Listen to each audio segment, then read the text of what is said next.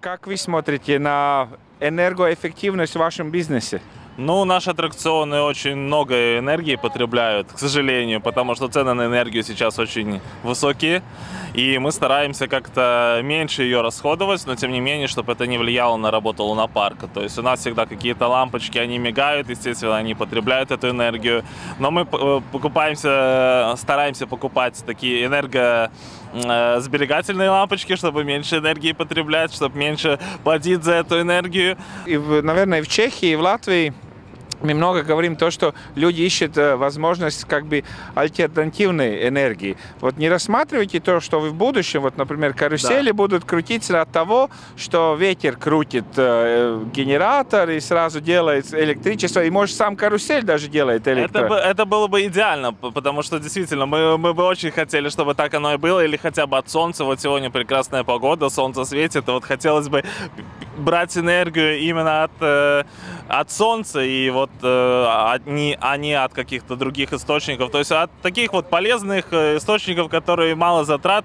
как бы занимают. Вот так бы хотел. А почему вы это не делаете? Почему вот, у вас тут не стоит солнечная панель и генератор ветра, который вот сегодня действительно, наверное, какую-то бы экономию дал? Ну, я думаю, еще технология не дошла все-таки до таких вот, чтобы это было очень приемлемо каждому вот купить и поставить, и как бы жить от этого. Te ir milzīgs darba lauciņš. Izdomājiet atrakcijas, kuras var ņemt enerģiju no saules, no vēja, varbūt arī no zemes, un visi Eiropā un droši vien pasaulē darbojušie atrakciju parki būs jums pateicīgi. Spasība! Spasība вам! Interesanti, ko par šo energoefektivitāti domā Uģis?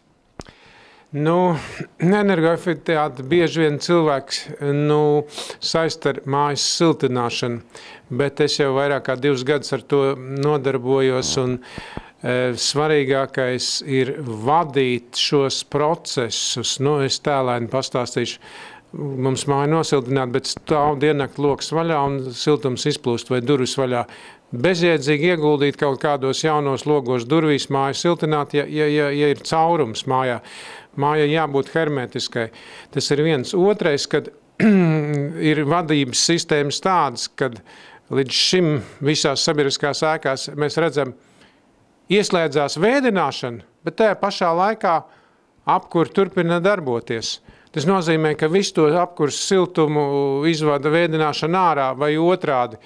Apkur darbojās un vēdināšana nav ieslēgta un faktiski nav mijiedarbības starp dažādām tehniskām sistēmām.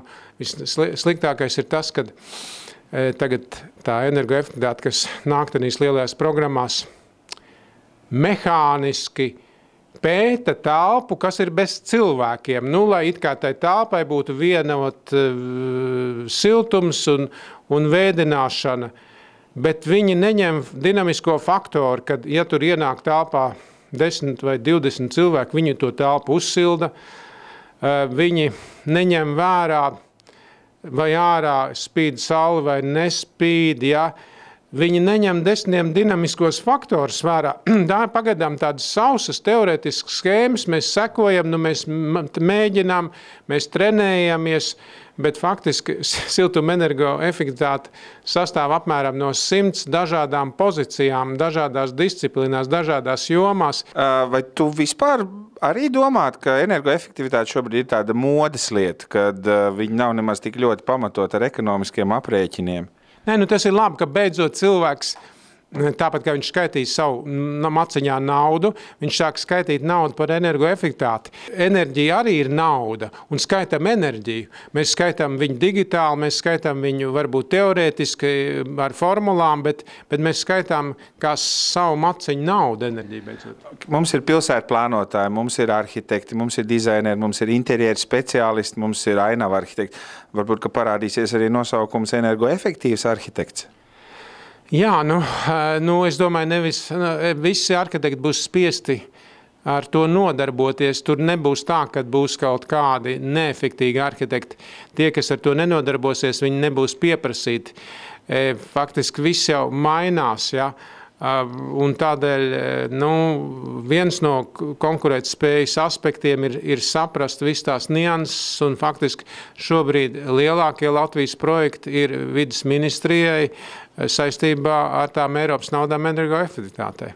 Nu jā, tas nozīmē, ka varbūt izvēloties savu nākošo privāto māju, apskatieties arhitektu birojam, vai viņam ir atzīme, ka viņš kaut ko saprot no energoefektivitātes, ir gana zaļš un gana interesants.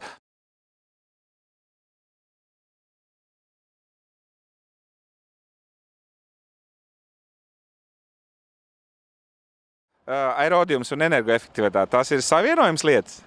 Mēs ļoti daudz tērējam enerģiju īstenībā, bet šī enerģija ir, viņi tiek lietot, lai cilvēki kļūtu priecīgāki.